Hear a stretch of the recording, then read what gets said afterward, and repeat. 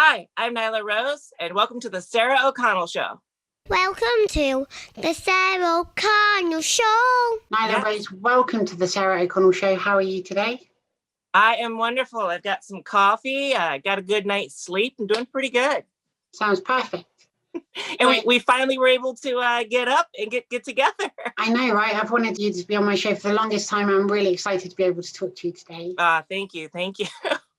So you are, of course, a wrestler and an actress. Is that what you always aspired to do when you were growing up? Yes and no.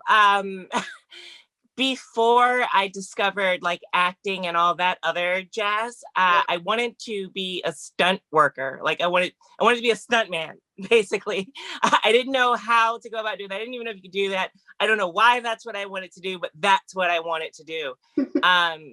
Somewhere in the realm of 7th grade year in school, I discovered Jackie Chan movies, and I found out he was a stunt performer that did his own stunts and acted. And I was like, that's brilliant. That's what I will do. So that's where the acting kind of came into it. And somewhere a little bit after that, I was like, wait a minute, pro wrestlers are actors who do their own stunts. Let's just do it all. And that's it. It ran wild from there. I love that so much. I always used to love watching Jackie Chan movies and then seeing the behind the scenes featurettes where he'd dive through this impossibly small window and then spin around and do all this crazy stuff. And it's such a skill. Yeah, same thing. I must have watched Rumble in the Bronx a million times. I'm going to date myself. Kids out there, we used to have these things called video cassettes that you would watch on a video cassette recorder, a VHS.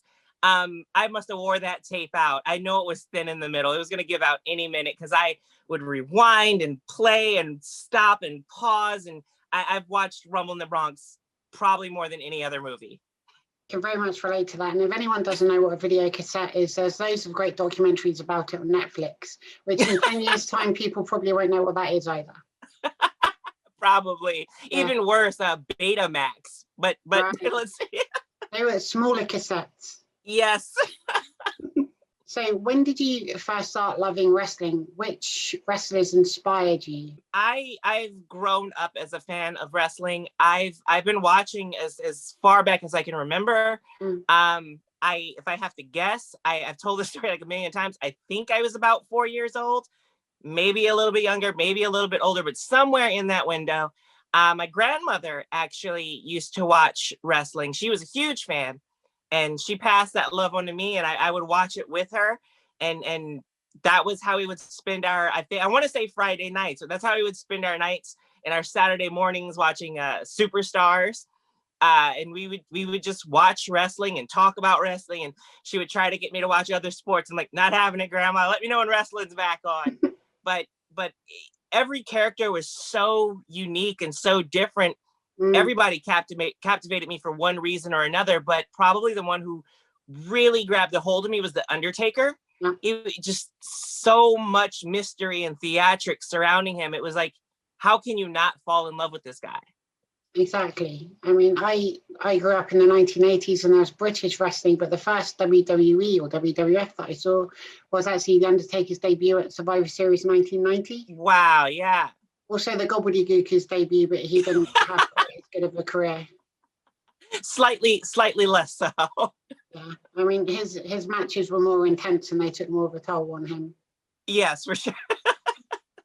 So you trained at the Kaida Pro Training School. What was that experience like for you to learn the ropes of wrestling, so to speak? Painful.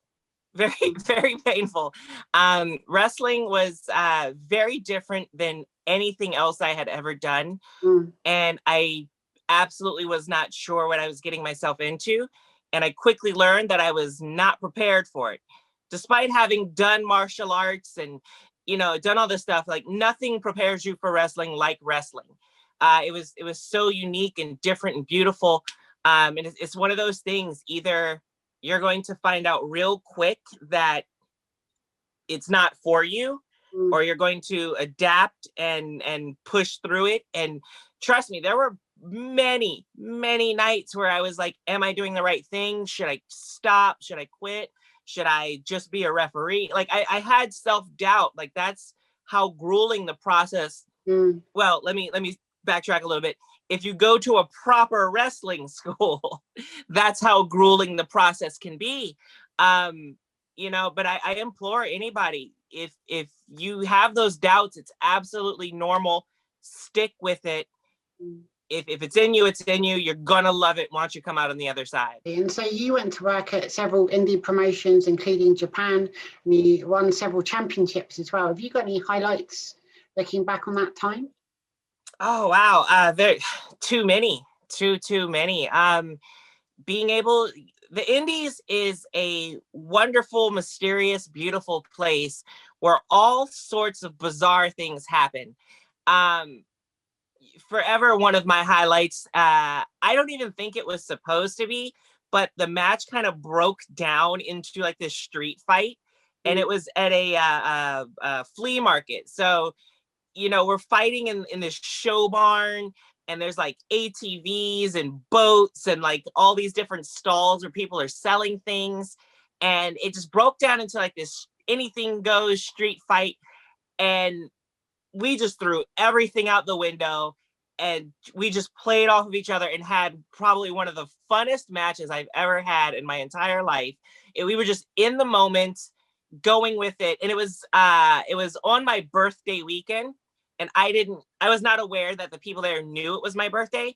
So towards the end of the match, people come out with a cake.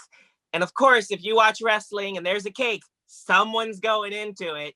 And I saw them bring the cake, and I was like, that's me. I'm wearing cake. Little did they know I had a 16-hour drive ahead of me that I was getting on the road immediately after my match. So I'm driving down the road wearing my wrestling gear and cake. Cake is a lovely accessory if you weren't aware. It is. It's delicious and nutritious, and it looks amazing too. Well, I don't know about nutritious, but it's definitely delicious. But it's nutritious if you mostly just wear it and don't eat it. Oh, yeah. Okay. Yeah. Yes, absolutely. The cream might be good for your skin or something, I don't know. Probably. Yeah, maybe. A cake mask. Exactly. So you also starred in a Canadian comedy called The Switch. Now, that's not available in the UK, but I've seen the trailer and some clips and stuff. It seems like so much fun. Did you enjoy doing that? I did. I'm a little heartbroken to hear it's not available in the UK. We're gonna have to find some producers and put them through a table or something. We got to get that to you guys. Yes, please. It was a lot of fun, completely unexpected adventure. It was one of the best things I've ever done in my life. I'm sad every day that we did not get to do a season 2. I don't know how much of this I can say, but there are some spin-off plans in the works. Hopefully the crew will be getting to get back together to film something once all this worldwide craziness slows down. But yeah, the Switch was a lot of fun, met a lot of amazing people, ate a lot of amazing poutine in Canada. So I'm very excited to hear that there could be more of it. And at the very least, I'm going to just have to fly to Canada to watch the original series. There you go. That worked. I'll meet you there. Poutine's on me. Deal. Now, that's also delicious and nutritious. Yes. So you are, of course, in AEW All Elite Wrestling. Can you tell me how you first got involved with that promotion and what initially attracted you to the company? Yeah, it was pro wrestling. Such a wonderful, wacky, crazy world, right? Where everybody likes to play jokes on each other because, it's such a grueling life. You're living out of a suitcase. You're on the road all the time. So, you make these bonds with people and everyone's forever playing jokes on each other to kind of pass the time and release some of that stress. I get home from a tour of Japan, and I got a message from Kenny Omega, to which I immediately thought was a practical joke. I did not believe it was real. I was like, there's no way on earth Kenny Omega is messaging me. So I ignored it at first. I totally no-sold Kenny Omega. He re-messaged me, and I did some snooping. I checked it out. Turns out it's real. My throat was in my stomach. I'm like, oh my God, I'm so sorry. Let's talk. We exchanged information. We had a conversation. He told me what they were putting together and asked me if that was something I'd be interested in. Absolutely. this band of rebels getting together, going to kind of like Wild West style, go out there and throw something together. I'm an adventurous type of person. I love the unexpected. So damn straight I was with it from the get-go. I had no idea what I was getting myself into, but I was like all in from the get-go.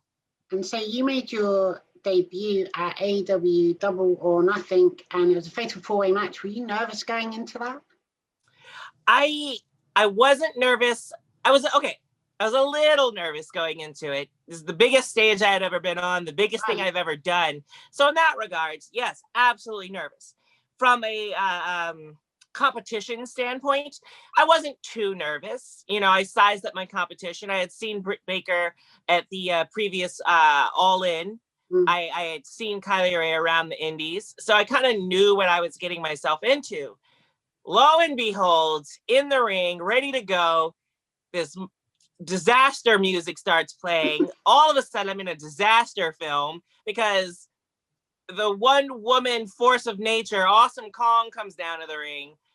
Brandy Maniacal Manipulator Rhodes informs me on the spot that it's now a fatal four-way. That's when the nerves kicked in.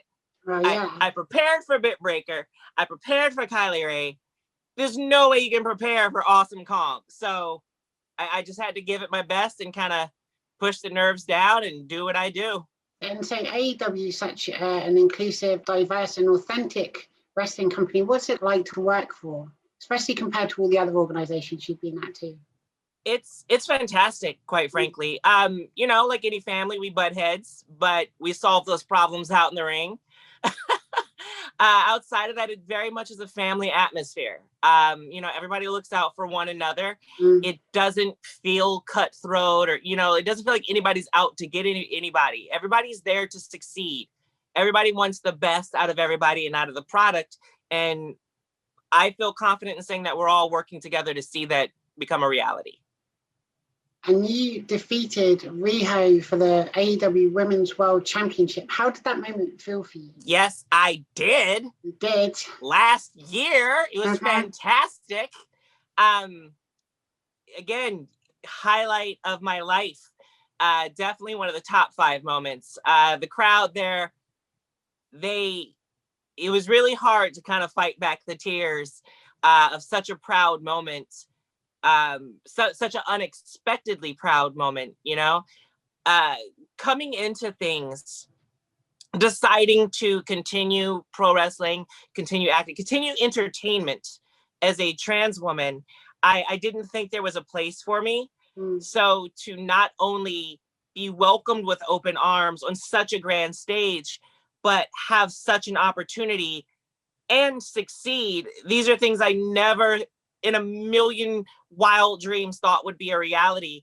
It's a little tough to like find the right words for that. When we revisit this interview at the 5-year anniversary, maybe I'll have the words then, but it's a little tough to put into words just how amazing that moment was. Absolutely. And I was so happy for you when you won the championship. So would you say that's kind of your career highlight to date? Oh, absolutely. For sure. Definitely, you know, number one moment, followed immediately by being on AEW's radar, being on Kenny Omega's radar, and then just pretty much impressing Nagayo Chigusa enough that she would bring me to Japan. I don't think she gets enough credit for her contributions to not just women's wrestling, but pro wrestling. If you don't know the name, if you haven't looked her up, you're doing yourself a disservice. Please look this woman up. She is amazing. But to have someone like that say, yes, Nyla, we want you in our corner. That top 3 moments right there. Tables have kind of become your calling card in a way. If you really want to take someone out, you're getting out a table. Are there any other match types that you'd love to try, or any that you'd love to avoid? A boring match is definitely one I want to avoid, for sure. No, I'll welcome just about any and everything. I think I've established myself as a dominant force, kind of following in Kong's footsteps, someone I've kind of modeled myself after. So, no matter the risk or danger involved, I think I've got the edge. So cage match, hardcore match, street fight, pillow fight, whatever, because I'm stuffing bricks in those pillows. Love that. So any kind of match except for a bored to death match. Yes. Right. You represent the Native, Black, and LGBTQ communities. Do you get a lot of love from them? I do. It's odd. It's a little bit of mixed reaction. And I think part of that is a little bittersweet for some people.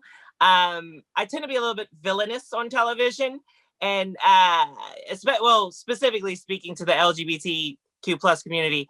I don't think there are a few people I don't think are too happy to see me in such a role, but it's a role, and I guess I'm doing it well if I'm getting under people's nerves. Absolutely. And can you tell me how your partnership with the legendary Vicky Guerrero came about and what she's like to work with? She's absolutely fantastic to work with. We met on Chris Jericho's cruise. Vicky has a podcast, definitely worth a listen. I'm not just saying that because she's my manager and she'll withhold my pay or anything, but she's got a fantastic podcast out there. Check it out. Excuse Me podcast. She was doing a live version of that on the Jericho cruise, and she had the women that were on the boat, the women of All Elite Wrestling, take part. And her and I instantly, just on a personal level, had such good chemistry. We were talking, laughing, joking, and she's like, I would love to work with you sometime. A Guerrero says they want to work with you. Damn it, you work with a Guerrero. Right. As soon as we made it to port, I picked up the phone, made some calls, and I was like, hey, I need a sack of money because I need Vicky Guerrero in my corner. Let's get some contracts going. How do we make this a reality? She loved the idea. She signed some contracts, and here we are. That's amazing. You have such great chemistry together too. So I love every time you're in the ring together. Thank you. And that's the beautiful thing is like you can see when people have good chemistry, and it translates to magic on the screen for sure. Have you got any dream matches? Is there anyone in the past, present, or future that you'd love to step in the ring for a main event or a pay-per-view? Who would it be? Oh wow, I'm such a weird person. There's so many amazing wrestling personalities out there. My answer to this question changes like by the hour, because as soon as I give you an answer, I'll think of somebody else and I'm like, oh, no, that person. But, off the top of the head, Chyna, obviously, she changed the game, force to be reckoned with. I would love to use her as a measuring stick, so to speak. Getting there and tussle with her, that would have absolutely been a dream of mine, even to just meet her. Princess Victoria in her prime, back in the heyday when she was wrestling, she is someone who has become a close friend of mine. But if I could ever talk her into getting in the ring, I would love to have a go with her. Of course, you're well known for loving video games and particularly the Zelda franchise. What games are you playing at the moment? So tonight on stream, well, whenever this airs, I'm going to be stepping into Ghost of Tsushima. I believe I'm saying that right, on my Twitch channel. So come by, see what I'm playing. Outside of that, I kind of dabble in the Among Us on the regular. Can't go wrong with some Among Us. I'm kind of all about Animal Crossing, and those are games I'm playing at the moment. Miles Morales and Beat Saber Fuser at the moment, which is kind of like a DJ game. Lots of fun. Fantastic choices. Those, I love those. You can just drop in, have a great time. For sure. Yeah, I mean, mostly I only have about 7 free minutes per day, so it has to be something I can play for a minute and then just leave again. All too relatable. Yeah. Just spend some money in the in-game shop and just leave and never use the thing I've purchased. Yeah. Again, all too relatable. Right? So a question I ask every guest is, can you tell me a fun fact about you? Something people may not know. It can be a hobby, a party trick, something like that. Oh, wow. Fun fact. Silly facts. A silly fact. And I don't know why this came up in conversation, but it did. When I was in, I want to say 6th grade, I started collecting tennis balls for some reason. I don't know why, but by the time I was in 8th grade, I had like over 200 tennis balls. Oh, wow. Never played tennis. I don't know why that became a thing. I was in love with tennis balls. I don't know, weird Nyla facts. And so would you try to get different tennis balls, like different colored ones, or just get tubes full of them, or just any that like just yeah, anytime I would like find a tennis ball, like just the neon green was kind of like my go-to. But yeah, if there was like a weird color one or like one from a special event, you know, those are like the top tier, top shelf tennis balls. I love that. Do you still have those? No. I donated them to a pet rescue for like the dogs. Like way like a lot, eons. No, I'm young. I'm only like in my 20s, so it was like last week. Love that. Have you got any tips for anybody that wants to get into wrestling? No tips, but again, it's gonna be tough, but nothing in life worth having is easy. You know, if you love it, give it a try. You know, pro wrestling is so much more than what we think it is. I definitely implore anybody who's looking to start or who has just started, check out some, you know, they offer like acting classes at a college. Look at like communications, acting, speech, just different facets of the job, video production. All those, I promise, will help you in the ring. It doesn't sound like they will, but I promise you they do. And so AEW has an amazing roster already, but is there any talent that you perhaps worked with or just seen in other organizations that you'd love to join AEW and perhaps get into the ring with in the future? Oh, absolutely. There's tons out there. You know, I've said on numerous occasions, recently we had a young lady, Vipress, pass through our doors for AEW Dark. She's tremendous in the ring. Amber Rodriguez is one to keep an eye on. Sahara 7. List could go on forever. You know, as far as on the men's side, you got Hitman for Hire, Mr. Grimm, Matt McIntosh, Darius Carter, Effie, so many names. So like have a scroll of just listing people. Can you tell me your plans for 2021? Is there anything in particular you want to achieve? You mean outside of winning this women's tournament and regaining the AEW Women's Championship? Right. So because that is definitely at the top of that list. Right. So basically what you're going to do for the rest of the year with the championship? Yes. Just keep people off my tail and keep raising that championship high in the air and showing my dominance and showing the world why I was the second women's champion, why I'll be a 2-time women's champion. That's what I'm going to do for the rest of the year. And so you're facing Miranda tonight at AEW Dark? Yes. Miranda Alizé, she's a baddie, very talented young lady. But I'll see if I can hold some of that talent down and have her pick on somebody else next time. I think she bit off more than she could chew. And finally, have you got any messages for people watching the Sarah O'Connell Show and your fans around the world? Messages for people watching the Sarah O'Connell Show: keep watching it. It's a fantastic show. Outside of that, watch me sometimes. AEW Dynamite, AEW Dark, Twitch.tv, Nyla Rose Beast. Watch me on all the things. And hope we can make this television show and get it to you guys in the UK. Looking forward to it. Nyla Rose, I'm a huge fan of yours. Thank you so much for coming on my show today. Thank you. It's been an absolute pleasure. You are a charm to talk to. Thank you so much. Likewise, and I love your nails, by the way. Thanks. So don't look at them too close. They're a little overdue for a refill. I can relate to that and keep my hands down here. Yeah. Thank you to everybody watching at home. Be sure to share, subscribe, give this video a big thumbs up and leave lots of lovely comments. I'll see you all again soon for another episode of the Sarah O'Connell Show. Bye. Thank you so much. Thank you for everything.